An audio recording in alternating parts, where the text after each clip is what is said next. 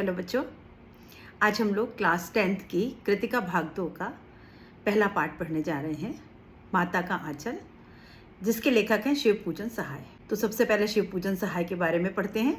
शिव पूजन सहाय का जन्म सन 1893 में हुआ उन्नाव में, जो कि जिला भोजपुर में आता है। उनके बचपन का नाम भोलानाथ था। लेखक का नाम था भोलानाथ। 10वीं की परीक्षा पास करने के बाद उन्होंने बनारस की अदालत में प्रतिलिपिक यानी कॉपीराइटर की नौकरी की। बाद में वे हिंदी के अध्यापक बन गए। असहयोग आंदोलन के प्रभाव से उन्होंने सरकारी नौकरी से त्यागपत्र दे दिया। शिव पूजन सहाय अपने समय के लेखकों में बहुत लोकप्रिय और सम्मानित व्यक्ति थे। उन्होंने जागरण, हिमालय, माधुरी, बालक आदि कई प्रतिष्ठित पत्रिकाओं का संपादन भी किया। अब इन्होंने क्योंकि स्वतंत्रता संग्राम में भाग लिया था, तो इन्होंने अपनी सरकारी नौकरी से त्यागपत्र दे दिया। सरकारी नौकरी मतलब अंग्रेजों के, तब सरकार अंग्रेजों की थी, तो उसमें ये नौकरी करते होंगे, तो इन्होंने उससे त्यागपत्र दे दिया था। अभी इन्होंने बहुत सारी जो पत्रिकाएं थी उसका संपादन भी किया। सन 1924 में उन्होंने प्रेमचंद के साथ माधुरी पत्रिका का संपादन कार्य भी किया, और ये मुंशी प्रेमचंद जो बहुत इतने बड़े साहित्यकार थे, उनके साथ मिलकर के इन्होंने माधुरी पत्रिका का संपादन और प्रकाशन का कार्य किया। इसके साथ ही वे हिंदी की प्रतिष्ठित पत्रिका मतवाला के संपादक मंडल में थे। 1963 में उनका देहांत हो गया। वे मुख्यतः गद्य के लेखक थे और इन्होंने अधिकतर गद्य में लिखन किया, प्रोज में। हिंदी के प्रसिद्ध उपन्यासकार, कहानीकार, संपादक और पत्रकार थे। अभी इन्होंने क्या क्या काम किया? उपन्यास लिखे थे, कहानियां लिखी थी, संपादन कार्य किया था और पत्रकार का भी काम किया था। इनकी मुख्य रचनाएं देहाती दुनिया, ग्राम सुधार, वे दिन वे लोग, स्मृति शेष आदि दर्जन भर गद्य कृतियां प्रकाशित हुई हैं। शिव पूजन रचनावली के 4 खंडों में उनकी संपूर्ण रचनाएं प्रकाशित हैं। एक इनकी पुस्तक छपी जो कि शिव पूजन रचनावली के नाम थे, उसमें 4 खंड थे, उसमें इनकी सारी रचनाएं जो थी वो प्रकाशित हो गई। इनकी रचनाओं में लोक जीवन और लोक संस्कृत के प्रसंग सहज ही मिल जाते हैं। अभी जो इनकी जितनी भी इन्होंने रचनाएं लिखी, उसका मुख्य आकर्षण क्या होता था? लोक संस्कृति और लोक जीवन, जो बिल्कुल हमारा जो आसपास जो चल रहा है उसके बारे में इनके कहानियों में देखने को मिलता है। उन्हें साहित्य व शिक्षा के क्षेत्र में सन 1960 में पद्म भूषण सम्मान मिला। इनको पद्म भूषण से सम्मानित किया गया। शिव पूजन सहाय के प्रारंभिक लेख मनोरंजन, लक्ष्मी और पाटलिपुत्र आदि पत्रिकाओं में प्रकाशित होते थे। माता का आंचल रचना शिव पूजन सहाय द्वारा रचित है। इसके आंचलिक उपन्यास सन 1926 में प्रकाशित देहाती दुनिया से माता का आंचल का अंश लिया गया। आप जो पाठ पढ़ने जा रहे हैं वो इनका एक रचना थी, देहाती दुनिया, उसका एक छोटा सा पार्ट आप यहाँ पर पढ़ेंगे। इसमें लेखक ने अपने बचपन के माध्यम से गांव की संस्कृति और बचपन में अपने माता पिता के साथ बिताए दिनों को बखूबी उकेरा है। अभी इस जो पाठ पढ़ेंगे उसमें लेखक ने अपने स्वयं के बचपन के बारे में यहाँ बताया है और अपनी लोक संस्कृति, अपने गाँव, अपनी जो परंपरा थी उसके बारे में यहाँ कुछ वर्णन किया है। लेखक ने अपने समय में बच्चों के खेल खेलने की सामग्री के बारे में बताया। इसमें लेखक ने माता पिता को अपने बच्चे के प्रति प्रेम और दुलार, लोकगीत आदि प्रसंगों के बहुत सुंदर ढंग से पेश किया है। जो हम ये पाठ पढ़ने जा रहे हैं बच्चों, ये ऐसा लगता है ये पाठ पढ़ो तो जो हम लोगों का बचपन था वो याद आ जाता है कि पहले के बच्चों के खेल कैसे होते थे। आज बच्चे बदल गए, बच्चों के खेल बदल गए, उनकी दुनिया बदल गई है, लेकिन पहले के लोग कैसे होते थे, उनके खेल कैसे होते थे, इसके बारे में आपको यहाँ देखने को मिलेगा। तो पढ़ते हैं इसका पाठ का सारांश। लेखक के बचपन का नाम तारकेश्वर नाथ था। अभी बचपन का नाम इनका क्या था? तारकेश्वर नाथ। लेकिन उनके पिताजी उन्हें भोलानाथ कहकर पुकारते थे। बचपन में इनका नाम तारकेश्वर नाथ था। बाद में जो आप पढ़ रहे हैं वो शिव पूजन सहाय, और पिताजी इनको भोलानाथ कहकर बुलाते थे। सीधा सा बच्चा, प्यारा सा बच्चा था, तो इनको भोलानाथ कहते थे। भोलेनाथ अपने पिताजी को बाबूजी और माँ को मैया कहते थे। अभी लेखक अपने पिताजी को बाबूजी कहते थे और माँ को मैया कहते थे। भोलानाथ की परवरिश बड़ी ही लाड़ प्यार से हुई थी। बहुत प्यार से पला हुआ ये बच्चा था। भोलानाथ का अधिकतर समय अपने पिताजी के साथ ही गुजरता था और ज़्यादातर भोलानाथ अपने पिताजी के साथ रहा करते थे। भोलानाथ रात को अपने पिताजी के साथ ही सोते थे और अपने पिताजी के साथ ही सोते थे। ज़्यादातर आपने देखा होगा कि बच्चे जो हैं वो माँ के साथ रहते हैं, माँ के साथ सोते हैं, लेकिन इनका अपने पिताजी से कुछ ज्यादा ही लगाव था और ये अपने पिता के साथ ही रहा करते थे, उनके साथ ही सोते थे। पिताजी सुबह उठकर भोलानाथ को उठाते और नहला धुलाकर अपने साथ पूजा में बैठा लेते। अब ये पिताजी के साथ बैठते, नहाते धोते, उनके साथ जब वो पूजा करते तो उनके साथ जाकर के बैठ जाते थे। उनके माथे पर शंकर जी जैसा तिलक लगाते थे और बेटे के माथे पर भी शंकर जी का तिलक लगा दिया करते थे। वे भभूत भी लगाते थे जिससे भोलानाथ को खुशी महसूस होती, और उनके माथे पर बभूत लगाते थे। बभूत वो ग्रे कलर का ऐश जो भगवान की होती है वो यहाँ पर लगा देते थे और वो लगाने से भोलानाथ बहुत खुश हो जाते थे। वे भभूत भी लगाते थे जिससे भोलानाथ को खुशी महसूस होती थी। उनके सिर में लंबी लंबी जटाएं थी। भभूत लगाने से वे बम बोला बन जाते हैं। अब बच्चा था, बच्चों के जब तक मुंडन नहीं होता तो बाल लंबे होते हैं, तो उनकी लंबी लंबी जटाएं मतलब लंबे लंबे बाल थे, और जब उनके भभूत लगा दी जाती तो वो बिल्कुल बम बोला बन जाते, मतलब शंकर भगवान जैसा दिखने लगते थे। लंबी जटाएं, तिलक माथे का पर और भभूत लगी हुई। पिताजी भोलानाथ के प्रति प्रेम।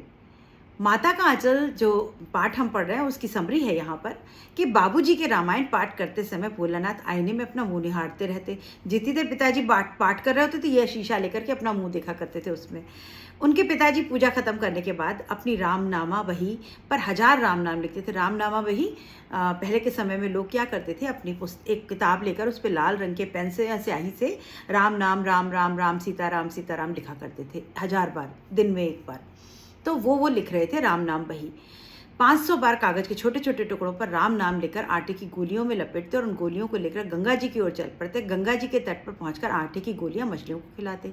अभी ऐसा माना जाता है कि राम नाम लिख करके आटे की गोलियां में छोटे छोटे उसको काटो और फिर उनकी छोटी छोटी गोलियां बना दो और गंगा जी में डाल दो, तो जो मछलियाँ हैं वो गोलियाँ खा लेती हैं आटे की, तो राम नाम भी उनके साथ उनके पेट में चला जाता है, तो आपको पुण्य मिलता है, ऐसा मानना है। पिताजी गंगा के से वापस आते समय भोलानाथ को पेड़ों की डालों पर झूला झुलाते थे। अब जब पिताजी गंगा जी नदी में वो आटे की गोलियां डालने जाते तो ये भी साथ चल पड़ते थे, और जब वो वहां से लौटते तो रास्ते में आम के पेड़ होते और वहां पर वो इनको झूला झुलाया करते थे। पेड़ की डालों पर लटका करके इनको पेड़ की डालों में डालें ऐसे हिला करती उस पर लटका देते और इनको झूला झुलाते थे। भोलानाथ अक्सर अपने बापूजी के साथ कुश्ती लड़ते थे और पिताजी इनके साथ कुश्ती लड़ा करते थे। आप लोगों ने भी देखा होगा घर में पापा के साथ का कुश्ती होती है, लड़ाई होती है, झूठ मूठ की लड़ाई पिताजी करते हैं, तो उनके बाबूजी जानबूझकर हार जाते थे। तो भोलानाथ बहुत खुश हो जाते। अब ये बहुत खुश हो जाते थे कि अच्छा चलो मैंने अपने बाबूजी को हरा दिया।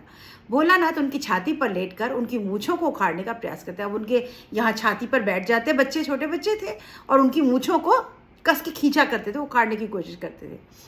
ऐसा करते देख उसके पिताजी भोलानाथ के छोटे छोटे प्यारे हाथों को चूम लेते। जब वो उनकी मूंछें उखाड़ते तो उनके हाथों पकड़ के वो चूम लिया करते थे। उनको बड़ा अच्छा लगता था, मजा आता था बच्चे के साथ। इस प्रकार तरह तरह की शरारतों से भोलानाथ अपने पिताजी को लुभाता था। अब भोलानाथ की शरारतें पिताजी को बहुत अच्छी लगती थी, उनको बड़ा मजा आता था। अब माँ के साथ इनका क्या रिश्ता था? भोलानाथ के पिता उसे अपने हाथों से ही दाल भात खिलाते। पिताजी जो थे वो दाल और चावल जो है वो मिला करके अपने हाथों से अपने बच्चे को खिलाते।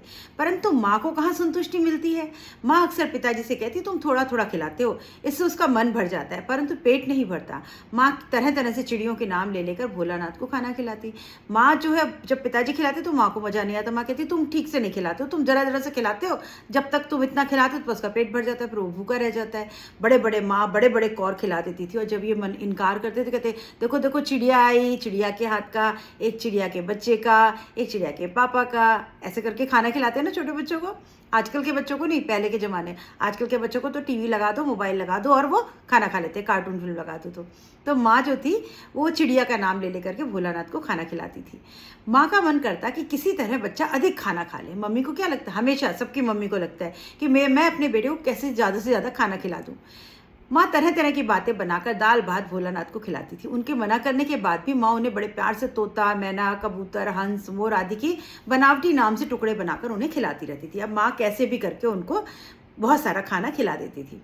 जब वह खाना खाकर बाहर जाता तो माँ उसे झपट कर पकड़ लेती और रोते रहने के बाद भी बालों में तेल डालकर कंघी करती, कुर्ता टोपी पहनाती, चोटी बनाती और फूलदार लट्टू लाकर उसको बिल्कुल कन्हैया जैसा सजा देती। अब जब जल्दी से खाना खा के बच्चे तो भागते तो माँ उनको पकड़ लेती और पकड़ करके क्या करती, उनको तेल वेल लगा करके चोटी बना के यहाँ पर एक फुंदना लगा देती, लट्टू फूलदार ऐसे गोल गोल बॉल जैसी पॉम पॉम वो लगा देती, तो वो हिलता रहता जब ये चलते तो बिल्कुल कन्हैया जैसे लगते थे। ये वैसे माँ इनको सजा देती थी। भोलानाथ जब भी रोते हुए बाहर आते तो अपने साथियों से मिलकर सब कुछ भूल जाते। अब घर पे अंदर मम्मी ने पकड़ करके जबरदस्ती तेल लगा के चोटी बना दी तो भोलानाथ रोने लगते, लेकिन जैसे ही वो बाहर आते और अपने दोस्तों को देखते तो सब रोना भूल जाते और मस्त हो जाते उनके साथ खेलने में। भोलानाथ अपने मित्रों के साथ मिलकर घर के चबूतरे पर तरह तरह के नाटक खेला करते थे। चबूतरा घर के बाहर एक प्लेटफॉर्म जैसा बना होता है, वहाँ पर बैठकर ये बहुत तरह के खेल खेलते थे। कभी वहाँ पर मिठाई की दुकान लगा लेते झूठ मूठ की, कभी ढेले के लड्डू, ढेले मतलब पत्थर के लड्डू बनाकर बेचते, कभी पत्तों की पूरी कचौड़ी बना लिया करते, कभी गीली मिट्टी की जलेबियाँ बना लेते, फूटे घड़ों के टुकड़ों के बताशे, फूटे जो बर्तन हो जाते थे मिट्टी के, उनके टुकड़ों के बताशे बना लेते और इस तरह से मिठाइयाँ सजा देते थे। वो इस तरह के खेल खेला करते थे। शादी ब्याह करना, गुड्डे का खेल, दूल्हा बना देना गुड्डे को, उसका शादी करना, इस तरह के खेल ये अपने दोस्तों के साथ खेला करते थे। जस्ते के छोटे छोटे टुकड़ों के बने पैसों से बच्चे उन मिठाइयों को खरीदने का नाटक करते। जस्ता कोई मेटल होती है, उसके छोटे टुकड़ों से कहते लो, ये लो पैसा लो, मुझे मिठाई दे दो, तो ये झूठ मूठ की मिठाई उनको दे देते थे, या वो पत्थर वत्थर उनको मिठाई दे देते थे। कभी कभी वहां घरौंदा बनाते। घरौंदा झूठ मूठ का घर, कैसा घर, कपड़े से दुपट्टे से बांध करके पहले के बच्चे खेला करते थे इस तरह के खेल। आजकल के बच्चे तो वीडियो गेम खेलते हैं, टीवी देखते हैं और इस तरह के गेम नहीं खेलते। लड़कियां आज भी थोड़ा बहुत गुड्डे गुड़ियाँ खेलती हैं। तो पहले वो घरौंदा बनाते, धूल की मेड़ की दीवार बनती और तिनकों का छप्पर, सड़क से वो तिनके घास फूस ले आते, उसका छप्पर बना दिया करते। दातुन के खंभे, दातुन जिससे दांत साफ करते, नीम की डंडी, उसके खंभे बना देते। दिया सलाई की पेटियों के किवाड़, दिया सलाई की जो माचिस की डिब्बियाँ होती उनके वो किवाड़ यानी दरवाजे बना देते थे। घड़े के मुहड़े की चूल्हा और चक्की, अभी घड़े के जो टूटे फूटे टुकड़े होते थे उसके चूल्हे बना देते थे, चक्की बना देते थे। दिए की कढ़ाई बना देते, वो छोटे छोटे दिए जिसमें हम लोग दिवाली में जलाते हैं, उसको उसके ऊपर रख दिया, उसको कढ़ाई बना दिया। बाबूजी पूजा वाली आचमनी कलछी बनती थी, और बाबूजी की पूजा की आचमनी जिसमें हम लोग पूजा में ऐसे जल भर के चम्मच जैसा होता है ना, उसे भगवान को ऐसे डालते हैं, तो वो ले आते थे उठा करके और उसकी कलछी बनाते थे, तो उससे वो अपनी सब्जी चलाते थे। पानी का घी बना देते थे। धूल के पिसान, धूल का आटा बना दिया, और बालू की चीनी, और बालू डाल दी तो वो चीनी हो गई, और फिर भोजन तैयार कर दिया जाता। और जब इस तरह का भोजन बनता तो बाबूजी इनके यहाँ भोजन करने आए, तो बाबूजी कहते बाबूजी आइए खाना बन गया। तो बाबूजी का बच्चों के साथ खेल में सहयोग होता था बराबर। बाबूजी जो थे वो उनके पास पहुंच जाते थे। बच्चों के खेल का बाबूजी भी खूब आनंद लेते। कभी कभी वो नकली बारात का जुलूस भी निकालते थे। कनस्तर का तंबूरा, टूटी फुट्टी चूहेदानी की पालकी बनाते। सभी बच्चे समधी बनकर बकरे पर बैठ जाते। अभी दूल्हा बन जाते, समधी बन जाते, वो बकरे होते, उसके ऊपर बैठ जाते दूल्हा बन करके, और एक चबूतरे के कोने से दूसरे कोने तक वो बारात वहाँ तक जाती थी। इस प्रकार के अनेक छोटे छोटे नाटकों का वर्णन लेखक ने किया है, जो आप कहानी अगर पढ़ेंगे word by word, line by, तो आपको इसमें इस तरह की कहानी मिलेगी। और इस सब में बाबूजी उनके साथ होते थे। वो कभी जब बारात निकलती तब भी बाबूजी चले आते, जब खाना बन जाता तो बाबूजी झूठ मूठ का खाना खाने बैठ जाते थे। कभी कभी भोलानाथ के मित्र मंडली को खेती करने की सूझती। अब कभी कभी वो खेती करना चाहते थे, देखते थे बच्चे देख करके वही करते हैं, तो चबूतरे का खेत बनाते, चबूतरे पर ही खेत बन जाता, और कंकड़ को बीज और बड़ी मेहनत से खेत जोतते और बोए जाते, कंकड़ पत्थर डाल के वहाँ पर खेती हो जाती। फसल होने पर सभी बच्चे उसे एक जगह रखकर पैर से रौंदते थे। फसल आपने देखा होगा, पैरों से ऐसे करके रौंदा जाता है, उसके दाने और भूसा अलग किया जाता है, तो उसको रौंदा जाता था। इस बीच बाबूजी आकर पूछ बैठते, इस साल की खेती कैसी रही भोलानाथ?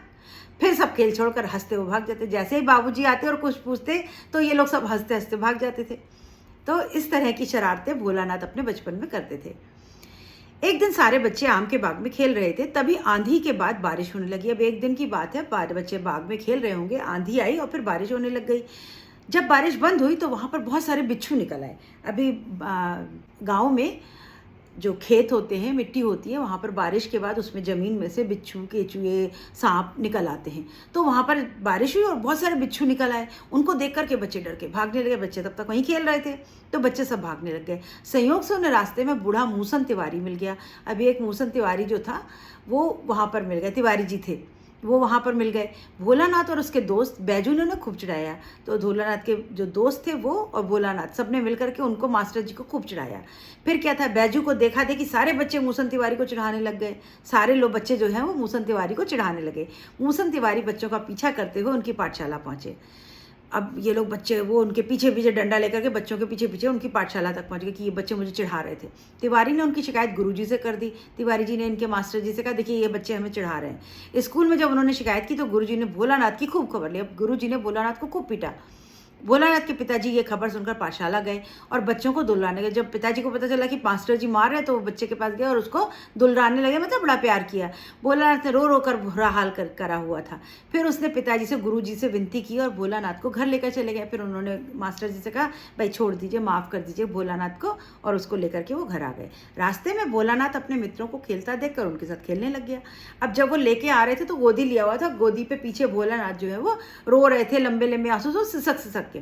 तब तक उनको अपने बच्चे खेलते दिख गए, दोस्त, वो फट से गोदी से कूदे और वहाँ पर जाकर के खेलना शुरू कर दिया। तो यहाँ पर ये बताया जा रहा है कि बच्चे कितने सीधे भोले होते हैं कि अभी तो वो रो रहे होते हैं और अभी वो हंसने लग जाते हैं। भोलानाथ और उसके मित्र एक टीले पर जाकर चूहे के बिल में पानी डालने लगे। अभी फिर इनको बदमाशी सूझी, को नई बदमाशी, चूहे के बिल बने होते छेद, उसमें जाके बच्चों ने पानी डाला। तभी उस बिल में से एक सांप निकल आया। अब उस चूहे के बिल में एक सांप होगा, वो सांप निकल आया। सभी रोते चिल्लाते भागने लगे। कहीं ना कहीं सभी को रोते चिल्लाते भागे, कोई गिरा पड़ा कुछ तो सबको चोटें लगी, किसी का सर फूटा, किसी के दांत टूटे। भोलानाथ की सारी देह लहूलुहान होगा। भोलानाथ भी उसमें था, उसकी सारी देह लहूलुहान, लहू से खून खून हो गया। कहीं कांटे वाटे लगे होंगे, पैरों के तलवों में कांटे से छलनी हो गए। पैर के तलवे, नंगे पैर बच्चे खेलते हैं तो उनके पैर में खूब सारे कांटे लग गए थे। जैसे ही भोलानाथ घर में गया तो उस समय उसके पिता हुक्का पी रहे थे। अब पिताजी जो थे वो हुक्का पी रहे थे। हुक्का एक तरीके का, पहले जैसे आजकल सिगरेट पीते हैं, पहले हुक्का होता था, नली होती थी, उसमें तंबाकू भर के आग जला करके उसको पिया जाता था। तो वो हुक्का पी रहे थे। उनके बुलाने पर भी भोलानाथ उनके पास नहीं गए। उन्होंने कहा क्या हो गया बेटा, क्या हो गया? रोते हुए पहुंचे तो पिताजी ने बोला क्या हो गया, क्या? वो पिताजी के पास नहीं गए, सीधे माँ की गोद में जाकर उनके आंचल में छिप गए और माँ के पास उनकी धोती के पल्लू में वो छिप गए। माँ भोलानाथ से पूछने लगी आखिर उसे हुआ क्या है। माँ तुरंत हल्दी पीसकर बच्चे के घाव पर लगाने लगी। उन्होंने देखा उसके पैर में कांटे लगे हैं, घाव है, तो उन्होंने जल्दी से हल्दी पीस करके उसके पैरों में लगाई। घर में कोहराम मच गया, घर में एकदम हल्ला मच गया कि क्या हो गया भोलानाथ का। भोलानाथ सा सा करते हुए कांप रहा था। वो ऐसे से शिवर कर रहे थे, कांप रहे थे। क्यों? क्योंकि इन्होंने सांप देखा हुआ था। वह आंखें खोलना चाहता था पर डर से और आंखें बंद करके माँ के पास घुस गए। आंखें खोलना चाहते थे पर डर के मारे आंखें भी नहीं खोल पा रहे थे। माँ उसको निहार रही थी। माँ अपने बच्चे को प्यार से देख रही थी कि मेरा बच्चा कितना डरा हुआ है। इस समय उसके पिताजी दौड़े हुए आए और आकर झट मैया की गोद से गोदी लेने लगे। पिताजी आए और उन्होंने बोला ला लो मुझे दो, और बच्चे को गोदी लेने लगे। परंतु भोलानाथ ने अपनी माँ का आंचल नहीं छोड़ा और माँ से चिपका रहा। अब भोलानाथ जो थे वो इस बार पापा के पास नहीं गए और माँ के पास चिपके रहे। इस रचना के माध्यम से लेखक हमें यह बताने का प्रयास किया है कि बच्चे का अपने पिता से अधिक जुड़ाव भी क्यों ना हो, लेकिन छोटा बच्चा विपदा के समय हमेशा माँ के पास ही जाता है। अभी इस पाठ में जो ये जो घटना आपको बताई गई, उससे लेखक क्या बताना चाहता है कि भले ही पिता अपने बच्चे से कितना प्यार करता हो, बच्चे अपने पिता से कितना ही प्यार क्यों ना करते हो, कोई परेशानी होती है तो बच्चे हमेशा माँ के पास जाते हैं। अपने इस लेख से लेखक हमें बच्चों की ओर उसकी माँ के बीच के प्यार के बंधन को दिखाना चाहते हैं। लेखक के अनुसार बच्चा चाहे पिता के साथ कितना ही घुल मिल क्यों ना हो, उनसे कितना ही लगाव क्यों ना रखता हो, लेकिन जब विपदा की घड़ी आती है तो बच्चे अपनी माँ के आंचल में खुद को सबसे सुरक्षित महसूस करते हैं। जब छोटे बच्चे, आपने देखा होगा, मम्मी उनको गोदी ले लेती है तो वो एकदम निश्चिंत हो जाते हैं। माँ की गोदी में आते ही बच्चे निश्चिंत हो जाते हैं और सुरक्षित महसूस करते हैं। चाहे ऐसा नहीं कि वो पिता को प्यार नहीं करते, पिता को बच्चे बहुत प्यार करते हैं, पिताजी अपने बच्चों को बहुत प्यार करते हैं, लेकिन माँ से बड़ा प्यार करने वाला या माँ की गोदी से सुरक्षित स्थान कोई भी नहीं होता। ये बात इस पाठ के माध्यम से लेखक हमें बताना चाहता है कि पूरे दिन भोलानाथ अपने पिताजी के साथ रहते थे, लेकिन जब परेशानी आई तो वो माँ के पास आकर के उनकी गोदी में छुप गए और पिताजी के बुलाने पर भी वो उनके पास नहीं गए। तो ये पाठ है, छोटी सी कहानी है बच्चों। इसमें बहुत सारे ऐसे गीत हैं जिसको गा गा करके बच्चे खेलते हैं, तो वो भी आपको इसमें अपनी किताब पढ़ते समय पढ़िएगा। अगले पार्ट में हम लोग पढ़ेंगे इसके प्रश्न उत्तर। तब तक चैनल को लाइक शेयर सब्सक्राइब करिए और कमेंट लिखिए।